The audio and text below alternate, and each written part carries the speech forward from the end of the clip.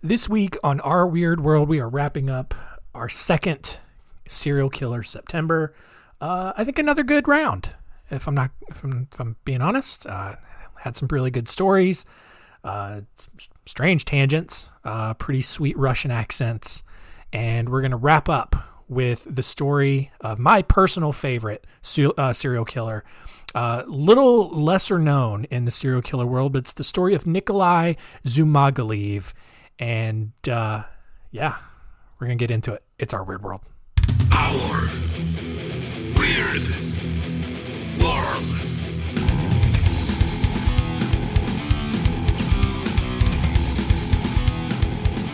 Welcome to Our Weird World. I'm your host, John Henson. And this week, talking about my favorite serial killer of all time, Nikolai Dzhumagaliev. I know that that's not a common name. I know that in the annals of serial killer lore, he's not hardly ever mentioned. I mean, this is probably the first time you've ever heard of him. He's certainly no Ted Bundy or Jeffrey Dahmer or John Wayne Gacy or anything like that. But just his story is so absurd. And I think you'll understand why he's my favorite when we're done today.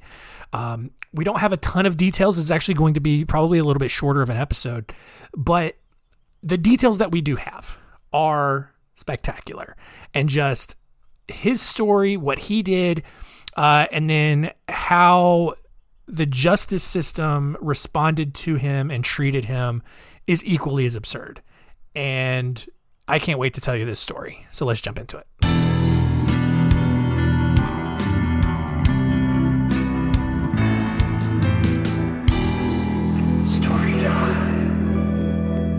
Nikolai Dzhumagaliev, and I'm assuming that is the correct way to say it. His last name is spelled Dzhumagaliev. So I don't know what sound DZH means. I think it's like Dzhumagaliev. I'm just going to say Dzhumagaliev. I'm just going to assume that D is silent. And we're going to move on. But he was born on November 15th, 1952 in some forlorn, impossibly frustrating to spell and pronounce province in the Soviet Union that would later become the nation of Kazakhstan. He grew up to join the Soviet Army and then later spent his early adult years just kind of traveling around the Soviet Union working various jobs. In 1977, so he's about 25 at this point, he settled in Uzinagash to be a firefighter, where he somehow managed to contract both syphilis and trichomoniasis. I forgot what trichomoniasis was, but it's a condition that you can probably otherwise avoid, just like syphilis if you just kind of take care of yourself. But whatever. In his free time, Nikolai was an avid hunter, and starting in January 1979, Nikolai just kind of decided to start hunting people because, I don't know, I guess deer and bears and whatever else lives in Kazakhstan just wasn't enough fun to hunt. And so this story goes from 0 to 100 real quick. All right, just letting you know. One morning, Nikolai spotted a young woman walking alone and jumped from the bushes where he was hunting to chase her down. Just as she turned around to face him and just be like, what is going on? Why is there a man chasing me?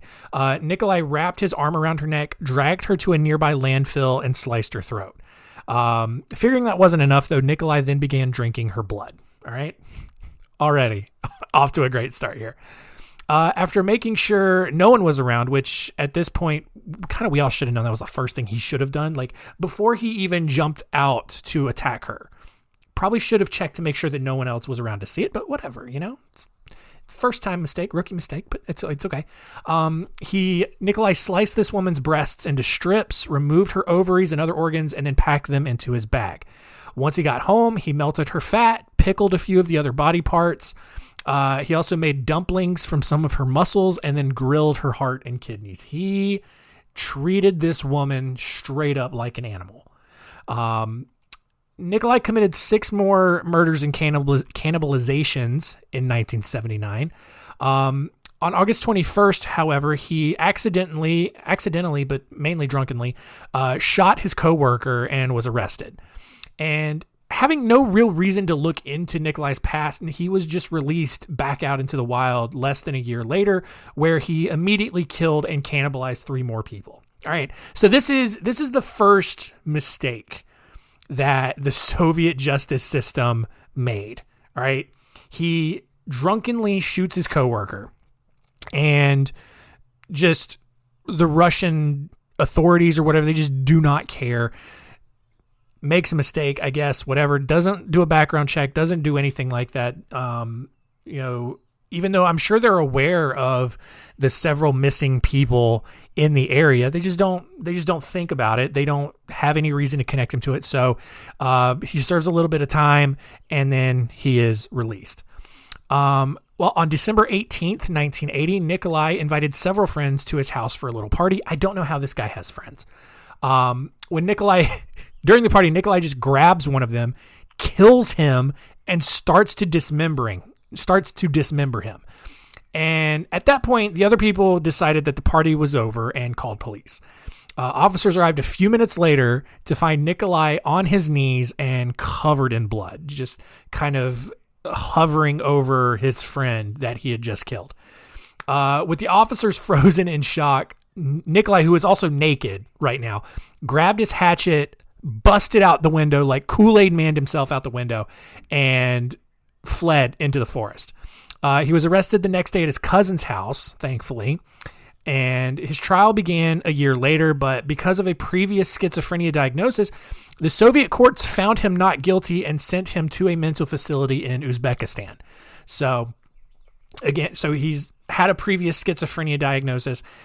Soviet courts see that and they're like, hey, no, come on. You were the guy who drunkenly shot their friend earlier, right? We don't really care about that. You're schizophrenic, so we can't charge you as a regular criminal. So we're just going to send you off to this mental institution. 8 years later, all right. So he's been in this mental institution for 8 years. He escapes while being transferred to another facility. And of course, he goes out and immediately starts murdering more people between Moscow and Kazakhstan before he was captured, which, by the way, took 2 full years. It took them 2 years to recapture this guy as he is out murdering more people. For some reason, however, that flies in the face of everything we originally have thought about the Russian criminal justice system, because I always thought that they were very tough on their criminals, and there are some things to suggest that they are. Once they find you, convict you, especially if you're given the death penalty, they execute you pretty quick.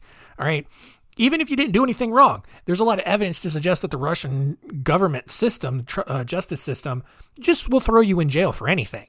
But like we saw last week, and in this story here, they didn't really do that here. And what's crazy is that they caught him. They recaptured him after he had escaped for 2 years from the mental institution. And rather than sentence him to more time in the mental institution, several psychiatrists declared that Nikolai had been cured of his schizophrenia, of all of his mental issues. And rather than put him in jail, they released him back out into the public. All right. He's killed a bunch of people at this point. He's cannibalized a bunch of people at this point. And psychiatrists are just like, no, he's fine. He won't do that anymore. He totally cured. We let him back out in the public. Nikolai tried to return to his home village, but he was run out of town because no one wanted a crazy cannibalistic murderer living among them, and I can't blame him. So then for the next several years, Nikolai hid in the mountains of Kyrgyzstan, I think that's how you say it, collecting medical plants and trading them for food. However, outrage from the general population forced area authorities to issue a warrant for Nikolai's arrest to send him back to prison for good. So, awesome. The people have spoken. Everyone else, Russian justice system is like, hey, it's fine. He's not a threat anymore. And everyone else is like, are you serious? Like, do you know what he's done? He eats people. He's crazy. He's going to keep murdering people. You need to find him and get him locked up forever. And the Russian justice is like, hey, maybe you have a point. Maybe you're right. And the problem, though, was that even though they went to go and capture him again, no one had any idea where he was. But fortunately, it was getting more and more difficult, though, for Nikolai to evade authorities. Hang gliders and organized searches continued to move closer and closer to his little secret mountain hideout. So it was only a matter of time before Nikolai was back in the mental facility. And I don't know, I just, like, that's the crazy image I have of this guy, where he is just hiding out in this cave in the mountains, and there's just hang gliders flying around his little cave, and he can hear the search parties off in the distance, and but he's just so out of the way that, he's continuing to get away with, no one can find him. I don't know. That's just one of the crazier images that I have in my head of him. But in one final attempt to trick authorities, Nikolai asked a friend, which blows my mind that he still has friends at this point, to send a letter to Moscow. And the letter goes, Nelly will return soon. There are a lot of beautiful women here. No one will notice their loss, which is a dick thing to say. All right. Because look, I mean, that's a little disrespectful to women, to say that no one will notice that a woman has died, speaks to what people thought of women, but also probably to what was really going on in Moscow at the time, and how Russian women were viewed and treated and all that. So unfortunate, yeah, but probably not completely out of the ordinary. Much to Nikolai's delight, though, this letter worked. People in Moscow panicked at the thought of a maniacal cannibal lurking in the city, especially when a newspaper actually made a claim that Nikolai had been spotted in Moscow. Like, he wasn't. Like, he was still hiding up in the mountains somewhere, but the media took this story and caused this huge panic, published a bunch of lies, and really built up this idea that Nikolai was roaming the streets. And I think that's another reason why I like this story, because it just shows how the media manipulates reality and creates false narratives and panics people for no real reason. But that's a whole nother soapbox that I'm not going to get on at this time. Unfortunately, though, Nikolai just really got tired of evading police and decided to actually just stage his own arrest. All right. Rather than just go turn himself in like a normal person, he wanted to stage an arrest. So in April 1991, Nikolai tried to steal a sheep and was arrested in Fergana, which is a city in eastern Uzbekistan. And here's probably my favorite part of the story. Just for fun, Nikolai pretended to be Chinese and happily confessed to the theft. Authorities were immediately suspicious, especially when this Chinese man couldn't explain how he had gotten from China all the way to the Soviet Union. So you've got Nikolai here. I imagine he dressed up, traditional Chinese garb, got the little, I don't know what the triangle pointy hat is or whatever. He's probably got a nice long robe. And then he's just like, okay, I steal the sheep. I am a Chinese man.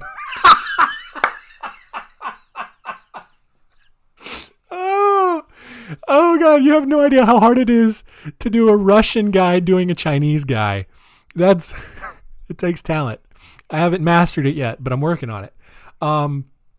Colonel Yuri Dubyanin, who had spent the last several months leading a task force assigned to capture Nikolai, arrived in Fergana and exposed Nikolai's fake little Chinese character. Like, Nikolai is still in full Chinese character all the way from when he is arrested to when Yuri Dubyanin shows up. It's just like, okay, I know you are Nikolai Dzhumagaliev. You are the serial killer, the crazy serial killer that we have been looking for. Oh no, I am not a Nikolai that you speak of.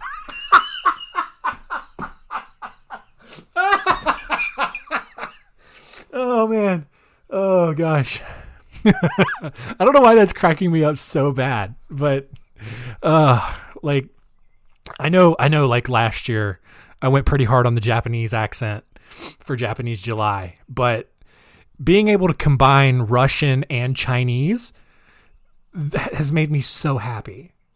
I wish I could do the rest. I'm not going to, but I really wish I could just do the rest of the story in that weird, like, hybrid accent. Nikolai was immediately sent to a psychiatric hospital in Kazakhstan, but Nikolai decided that he didn't like it there and constantly petitioned the court to recognize that he had been cured again and to let him go. And here's the thing. The courts actually decided to let him go. I'm not even lying. Like, unreal. A guy who pretends to be Chinese to get arrested, and then he doesn't like the mental facility that they sent him to, so he just writes a letter to the court. He's like, hey guys, totally don't even have a Russian accent now, apparently. I'm totally cured again, so I would like it if you guys just let me back out. And the Russian courts are like, yeah, seems reasonable. I don't know why you would lie about that. Go ahead. So it should not surprise you to know that multiple dismembered bodies were found in the area shortly after his release. Literally, probably hours after he is released, he goes back to killing people and dismembering them. Nikolai was arrested again and sent to a specialized clinic surrounded by a barbed wire fence in another small city in eastern Kazakhstan. And you think that would be the end of the story, right? Nope. Nope. We're still going. Even though, like, this is just comically preposterous at this point. Doctors at this new clinic noted that Nikolai was highly cooperative and functioned like a normal adult. So guess what they did? They recommended that he go back out into society and just kind of report back to the hospital for regular checkups. And they let him back out again. Unreal. So guess what? In September 2014, Nikolai was officially charged with his 10th murder, and he was finally given a life sentence. It took them 10 murders. He murdered way more than that, most likely. But it took him 10 official murder charges for them to finally put him away forever. And as far as I know, he's still in prison. Not a lot of sources on this guy. But who knows? At some point, some other ignorant, unqualified, moronic psychiatrist may decide to let him go free again. Who knows? But that is the end of today's story.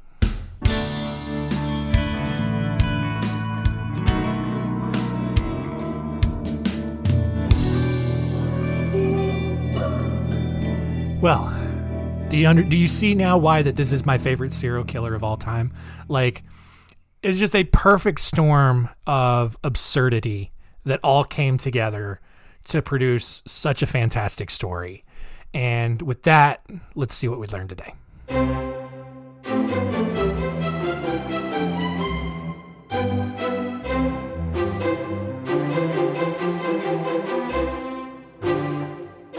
What did we learn? Number one, heads up. If you're ever at a party and the host just decides to start killing someone, maybe act a little bit faster. Like, don't wait until after he kills him, gets naked, and starts trying to eat him to call police. Like, maybe kind of cut that off a little bit earlier. All right. Number two, hey, psychiatrists, if you're listening, I'll give you a pass for the first one. All right.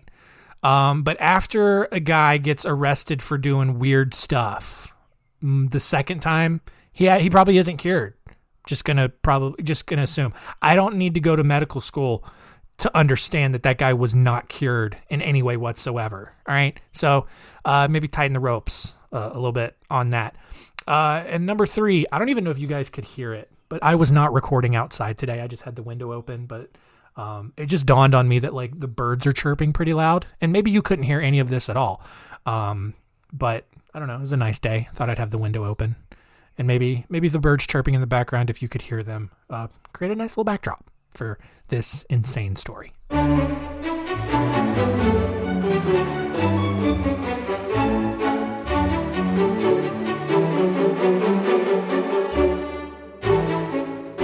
Next week on Our Weird World, we are headed into October, which means it is time to bring back the spooky Halloween characters and stories from history around them. We're going to be talking about monsters and ghosts and demons. And next week, we are going to be talking about several different vampires from history. Probably not like Dracula type vampires, but people who were called vampires or maybe claimed that they themselves were a vampire. We're going to be looking next week at the stories of Enriqueta Marquis, the Great New England Vampire Panic, Visago the Vampire, and the story of Jasmine Richardson. Some of those stories are going to be pretty stupid, but some of them are going to be pretty interesting. So get ready for that. Get ready for another spooky October with a bunch of fun stories about that. Thank you all for listening. Hope you enjoyed Serial Killer September. Keep telling all your friends, and always remember, keep it weird.